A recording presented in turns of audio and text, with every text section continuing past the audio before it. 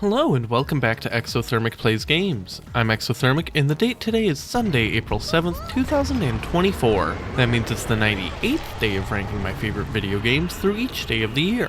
Coming in at number 269 is Final Fantasy XIII-2.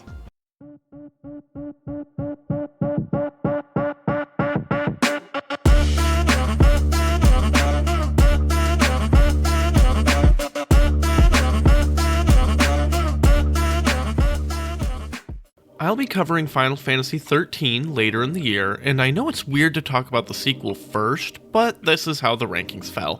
What you need to know from the first game for this is that it had an ending.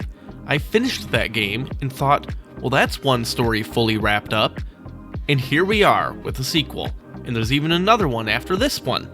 Not going full spoilers on you, but the way the game justifies its story is that something has messed up with the timeline. There are anomalies that appear and disrupt whatever was supposed to have happened.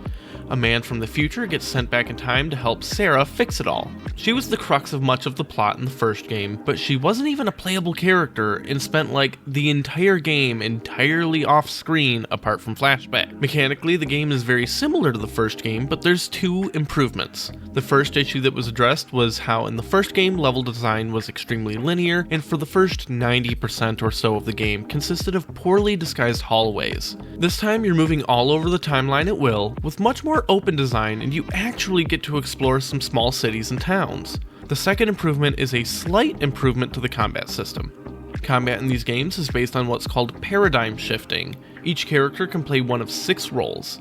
Ravager focuses on elemental damage and builds up the stagger meter the fastest. When an enemy's stagger meter gets full, their defenses plummet and they take massively increased damage. Commando has the most damage output, but doesn't build the stagger meter well. Medic, as the name implies, heals your party.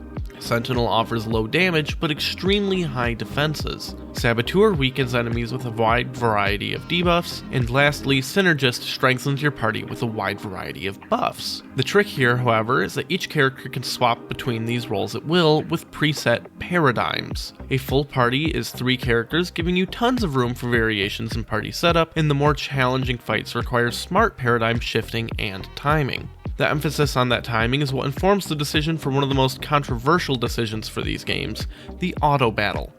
While you can dig through your ability menu and string together your attacks manually, the pace of combat is fast enough that unless you really have that menu down, you might not get it done in time before the action meter is full. Plus, it makes timing paradigm switches a bit harder, so there's a button that just auto-picks your abilities based on the current game state. Personally, I don't mind it as an option, but for an extra challenge, forcing yourself to manually pick the attacks can be pretty rewarding. What's different from the first game, however, is the makeup of your party. Final Fantasy XIII-2 has a cast of really just 2 characters. The first game had a cast 3 times that size. So if there's fewer cast members than there are party slots, how do you make up the full party? Monsters. In XIII-2, you capture and train monsters to fill your 3rd slot, each with their own traits and bonuses, plus a specific role. You can have up to 3 monsters in your loadout, and they represent the 3rd slot in your paradigm. This gives you some flexibility, but you do have to make some choices about what roles you need filled or might want doubled up on at some point. For example, a party of Sentinel Medic is extremely hard to take down and can weather almost any storm. So if there's those improvements, why is the sequel ranked worse than the first game?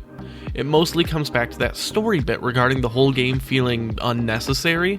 Any of the interesting characters from the first game are just gone, and the people we do have either weren't in it or were barely in it.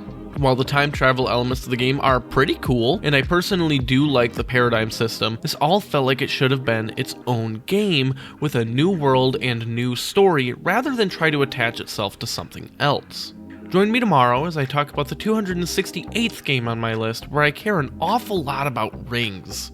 No, not those rings, different ones. Not those either.